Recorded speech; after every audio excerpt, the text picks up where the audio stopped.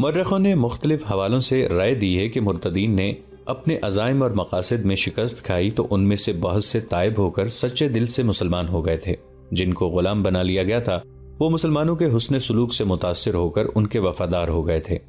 حضرت عمر رضی اللہ عنہ بن الخطاب نے جب دیکھا کہ لوگ مثنہ بن حارثہ کے ساتھ محاذم پر جانے کے لیے تیار نہیں ہو رہے تو انہوں نے اس توقع پر مرتدین کے غلام آزاد کرنے کا حکم دیا تھا کہ وہ خوش ہو جائیں گے اور ان میں سے جنہوں نے اسلام قبول کر لیا ہے وہ دعوت جہاد قبول کر کے عراق اور شام کے محاذم پر چلے جائیں گے۔ بعض مبصروں نے لکھا ہے کہ حضرت عمر رضی اللہ عنہ نے کہا تھا کہ مسلمانوں میں غلام رکھنے کی رسم نہیں ہونی چاہیے۔ انہوں نے یہ بھی کہا تھا کہ اللہ نے انسان کو آزاد پیدا کیا ہے۔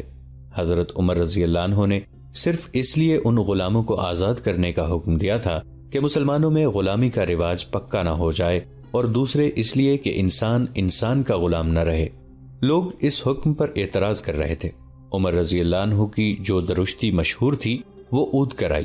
انہوں نے کہا، عرب کی مثال ایک اونٹ کی سی ہے جسے نکیل پڑی ہوئی ہے اور وہ اپنے ساربان کے پیچھے پیچھے چلتا ہے۔ یہ دیکھنا ساربان کا فرض ہے کہ وہ اونٹ کو کس طرف لے جاتا ہے۔ رب کعبہ کی قسم، میں عربوں کو راہ راست پر لا کے چھوڑوں گا۔ مثنہ بن حارثہ نے کسی طرح محسوس کر لیا کہ لوگ فارس کی جنگی طاقت سے خائف ہیں۔ کسی قبیلے کے سردار نے اس خوف کا اظہار بھی کر دیا۔ ہمارے پاس اتنی طاقت نہیں کہ ہم فارس پر حملہ کریں۔ اس سردار نے کہا، فارس کی جنگی طاقت کو کبھی میدان جنگ میں دیکھیں پھر بات کریں۔ مثنہ بن حارثہ سے رہا نہ گیا، وہ اٹھ کھڑا ہوا۔ اس نے یہ بھی نہ دیکھا کہ خلیفہ لوگوں سے مخاطب ہیں۔ اے لوگو، مثنہ نے بڑی ہی بلند آواز میں کہا، وہ کون سا فارس ہے جس کا خوف تمہارے دلوں میں بیٹھ گیا ہے؟ کیا تم نہیں جانتے کہ ہم فارس کی جنگی طاقت سے ٹکر لے چکے ہیں؟ ہم نے فارس کے باہر اس کی سلطنت کے ایک بہترین حصے پر قبضہ کر لیا ہے۔ ہم فارسیوں کو کئی لڑائیوں میں شکست دے چکے ہیں۔ ہم نے بابل کے کھنڈرات میں فارسیوں کو شکست دی ہے، لیکن مشکل یہ پیش آ گئی ہے کہ فارس کے بادشاہ نے اپنی ہاری ہوئی فوج کے لیے کمک بھیج دی ہے، مگر ہم کمک سے محروم ہیں۔ کیا تم یہ بھی نہیں کر سکتے کہ جو مجاہدین شہید ہو گئے ہیں ان کی کمی پوری کر دو؟ تمہارے دل اتنے پتھر کیوں ہو گئے ہیں کہ جو اللہ کی راہ میں کفر کے خاتمے کے لیے لڑتے ہوئے زخمیوں سے چھلنی ہو کر بیکار ہو گئے ہیں؟ ان کی خالی جگہ پر نہیں کرتے۔ خدا کی قسم، مسلمان کسی سے کبھی نہیں ڈرے۔ میں محاذ سے آیا ہوں، نفری کی کمی کی وجہ سے ہم قلعہ بند ہو گئے ہیں۔ ہم اپنے دفاع میں لڑ سکتے ہیں، قلعے سے نکل کر پیش قدمی نہیں کر سکتے۔ کیا تم اس دن کے انتظار میں ہو جس دن تمہارے بھائی اور تمہارے بیٹے محاذ سے بھاگ کر آئیں گے اور تمہیں آ کر بتائیں گے کہ وہ اپنے ساتھیوں کی لاشیں اور تڑپتے کراہتے ہوئے زخمی میدان میں چھوڑ آئے ہیں اور وہ فارسیوں کے گھوڑے تلے روندے جا رہے ہیں؟ مجمع پر سناٹا طاری ہو گیا۔ حضرت عمر رضی اللہ عنہ لوگوں کے چہروں سے ان کے تاثرات اور رد عمل معلوم کرنے کی کوشش کر رہے تھے۔ مثنہ بولتا جا رہا تھا اور لوگوں کے چہروں کے تاثرات بدلتے جا رہے تھے۔ پھر لوگوں میں بے چینی دیکھنے میں آئی۔ عمر رضی اللہ عنہ نے بھانپ لیا کہ لوگوں میں جذبہ بیدار ہو رہا ہے اور انہوں نے مثنہ کا اثر قبول کر لیا ہے۔ حضرت عمر رضی اللہ عنہ بن الخطاب اٹھ کھڑے ہوئے۔ مثنہ بیٹھ گیا۔ اے ایمان والو، حضرت عمر رضی اللہ عنہ نے کہا، کیا تم حجاز میں ہی قید ہو کے بیٹھ جانا چاہتے ہو؟ کیا وہ لوگ تم میں سے نہیں جو اپنے گھر بار چھوڑ کر کہاں سے کہاں جا پہنچے ہیں؟ وہ اس سرزمین پر پھیل جانے کو گئے ہیں جس کا وعدہ اللہ نے اپنی کتاب میں کیا ہے کہ وہ تمہیں اس کا وارث بنائے گا۔ اللہ تمہارے دین کو بے دین لوگوں کے دلوں پر غالب کرے گا۔ اللہ اپنے دین کے پیروکاروں کو دوسری قوموں کی میراث عطا کرنے والا ہے۔ خدا کی قسم، تم اللہ کے وعدوں سے بھاگ رہے ہو یا فارسیوں کی ہیبت تم پر طاری ہو گئی ہے؟ کیا تم میں اللہ کے معبود ہونے کی شہادت دینے والا کوئی نہیں رہا؟ کیا تم باطل سے ڈرتے ہو اس لیے حق کی تلوار کو بے نیام نہیں کرتے؟ لوگوں میں کھسر پھسر سنائی دینے لگی جو بلند ہوتے ہوتے اونچی آوازوں کی صورت اختیار کر گئی۔ پھر یہ آوازیں ایک آواز میں سمٹ گئیں۔ خدا کی قسم، ہم نے رسول اللہ صلی اللہ علیہ وآلہ وسلم کے دکھائے ہوئے راستے پر چل کر اللہ کے دین کو سربلند کیا اور اسے عرب کی سرحدوں سے باہر لے جا کر پھیلایا۔ وہ کون سی قوم تھی کہ جس نے ہمیں للکارا اور ہم نے اسے نیچا نہیں دکھایا؟ رسول اللہ صلی اللہ علیہ وآلہ وسلم ہم سے جدا ہو گئے تو ہم نے خلیفہ ابو بکر رضی اللہ عنہ کی قیادت قبول کی اور ہر حال میں ان کے ساتھ رہے۔ اللہ نے ہماری مدد کی۔ ہم میں سے کسی پر کبھی یہ کیفیت طاری نہیں ہوئی تھی جو آج ہو گئی ہے۔ ہمیں کیا ہو گیا ہے کہ اپنے خلیفہ عمر رضی اللہ عنہ کی دعوت جہاد پر خاموش بیٹھے ہیں؟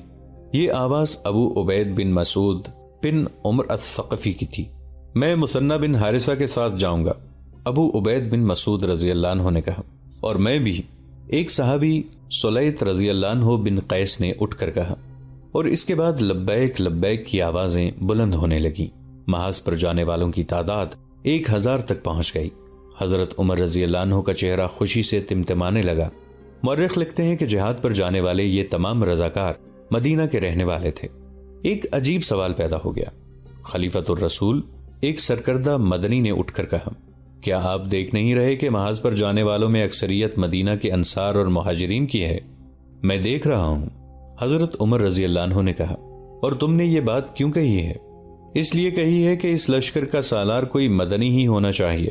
مدنی نے جواب دیا، کسی ایسے مہاجر یا انصاری کو اس کمک کی سالاری دیں جس نے پہلے کبھی میدان جنگ میں شجاعت دکھائی ہو اور وہ صحابہ کرام میں سے ہو۔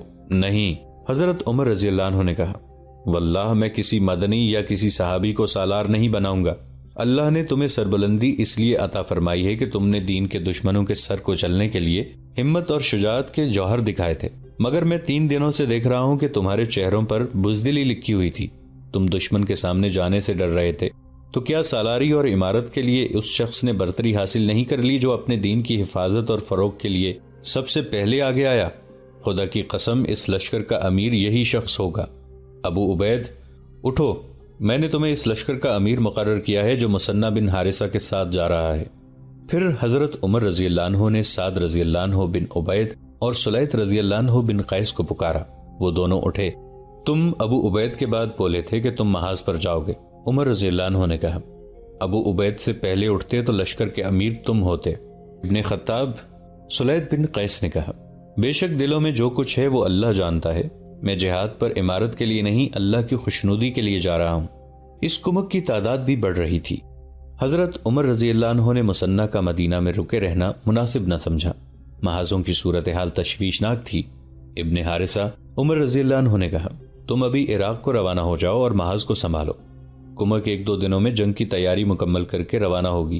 ایک ساتھ ایک لمحہ قیمتی ہے، یہاں انتظار نہ کرو، اور ضروری احتیاط یہ ہے کہ جب تک یہ کمک نہ پہنچ جائے لڑائی سے گریز کرنا، کسی بھی طرف پیش قدمی کا خطرہ مول نہ لینا۔ مثنہ بن حارثہ مسرور اور مطمئن محاذ کو روانہ ہو گیا۔ 2 دنوں بعد کمک بھی روانگی کے لیے تیار ہو گئی۔ کسی بھی تاریخ میں اس کی تعداد نہیں لکھی، یہ تعداد یقیناً 2000 کے قریب تھی۔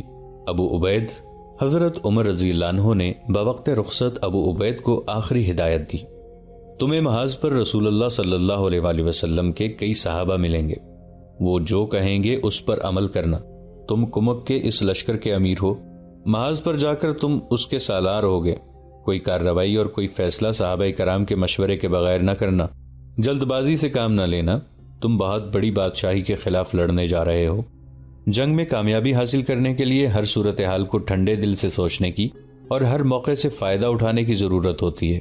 الوداع ابو عبید، اللہ تمہارے ساتھ ہے۔ حضرت عمر رضی اللہ عنہ کچھ دور تک اس لشکر کے ساتھ گئے۔ دور جا کر ابو عبید نے پیچھے دیکھا، مدینہ کے باہر اور مکانوں کی چھتوں پر مردوں اور عورتوں کے ہاتھ بلند ہو کر ہل رہے تھے۔ کمک کا مسئلہ حل ہو گیا تو حضرت عمر رضی اللہ عنہ نے اپنے اس حکم پر توجہ مرکوز کر لی کہ ارتداد کے خلاف جہاد کے دوران جن مرتدین کو غلام بنایا گیا تھا انہیں آزاد کر دیا جائے۔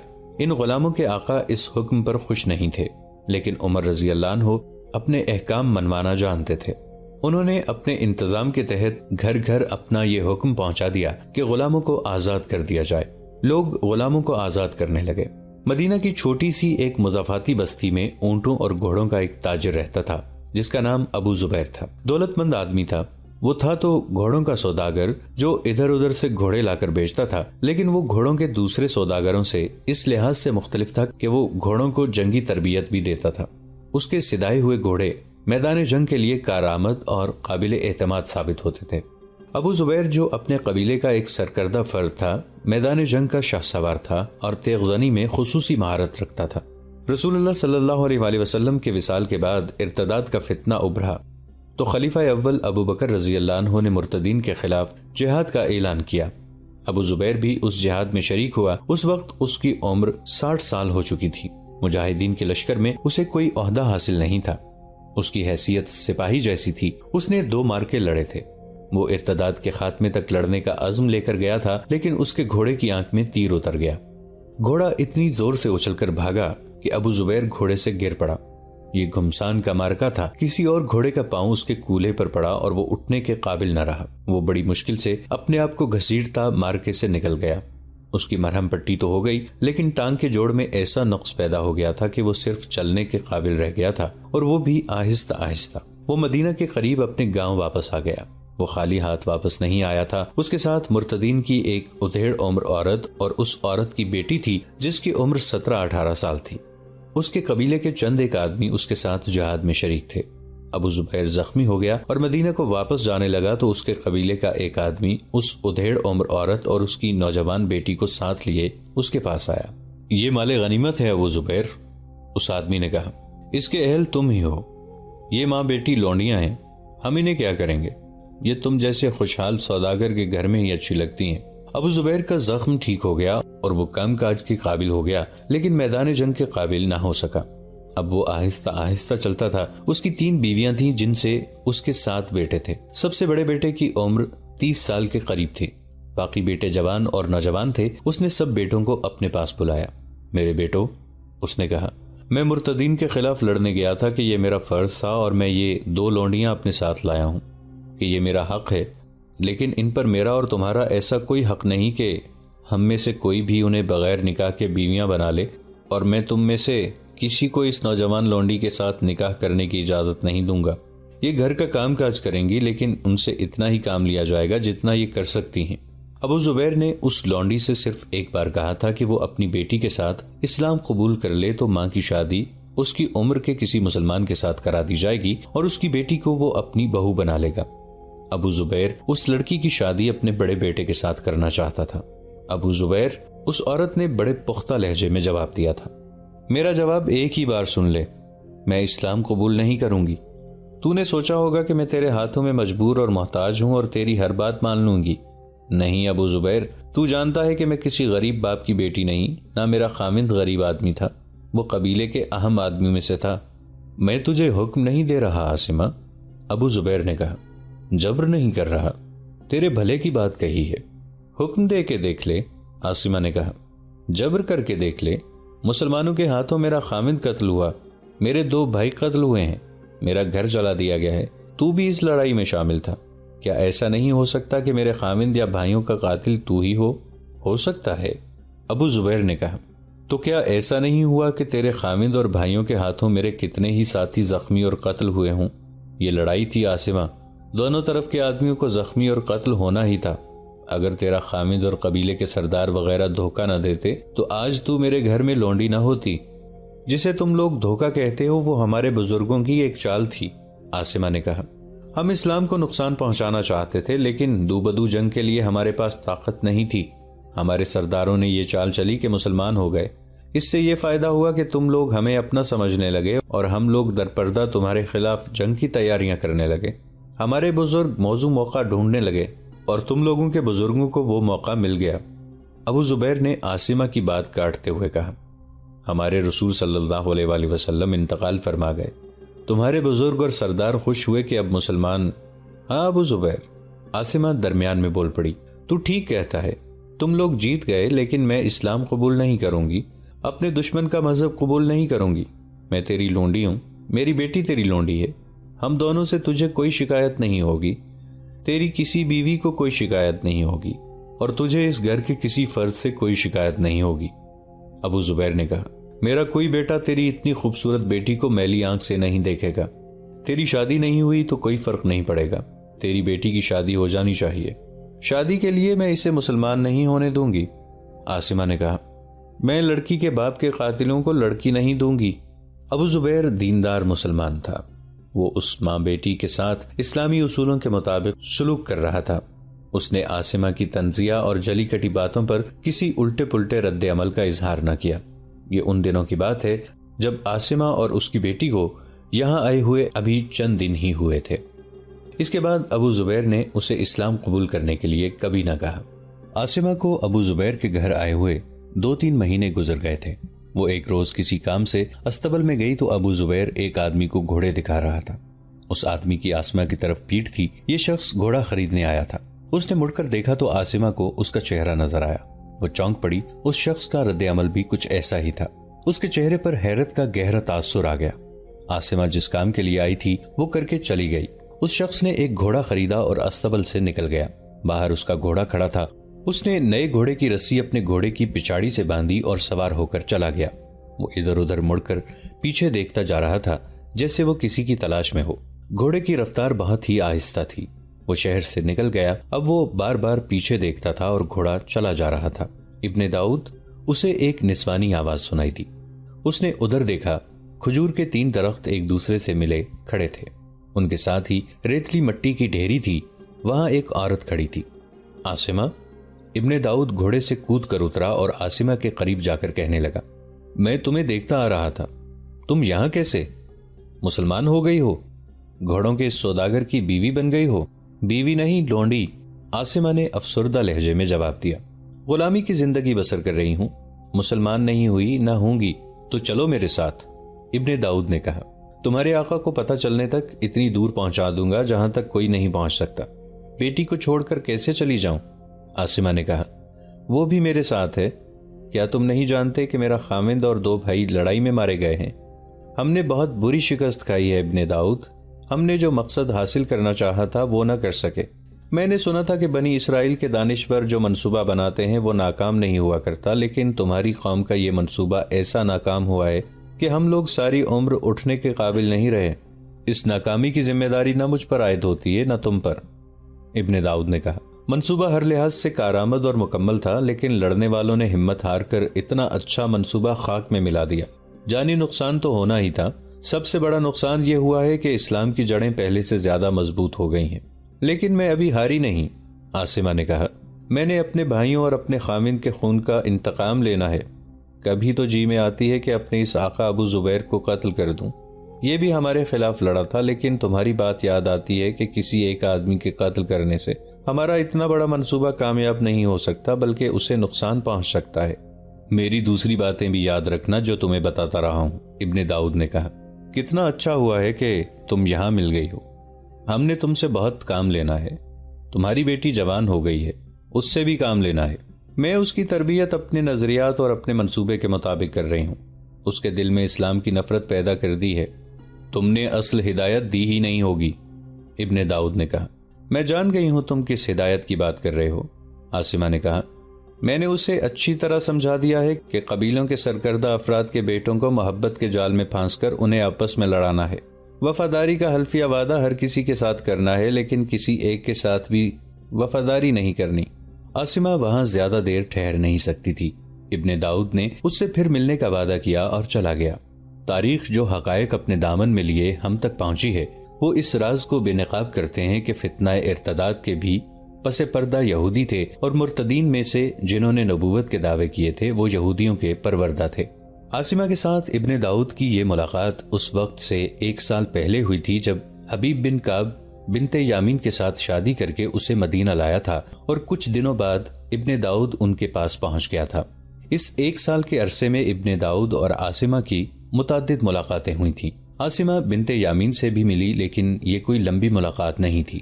اس 1 سال میں آسما نے ابو زبیر پر اپنا ایسا تاثر پیدا کر لیا تھا کہ ابو زبیر کی نگاہوں میں آسما کی حیثیت لونڈی جیسی رہی ہی نہیں تھی۔ ابو زبیر کی بیویاں بھی آسما کو لونڈی نہیں سمجھتی تھیں۔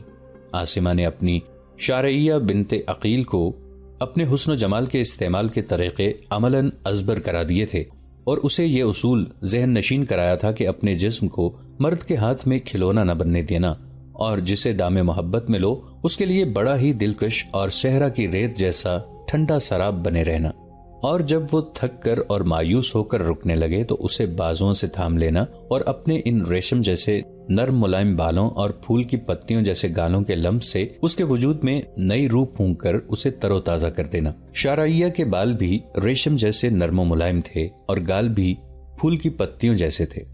وہ عرب کے حسن کا شاہکار تھی، اور اس نے اپنے حسن و جمال کے دام میں جسے پھانسا تھا وہ اس کے آقا کا ایک نوجوان بیٹا سلمان تھا۔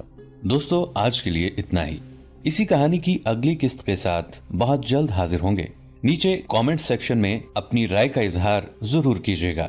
ہمارے اس چینل کو سبسکرائب کر کے نیچے موجود بیل آئیکن کو بھی ضرور کلک کیجیے گا۔ اگلی ملاقات تک کے لیے ہمارا اور آپ کا اللہ نگہبان۔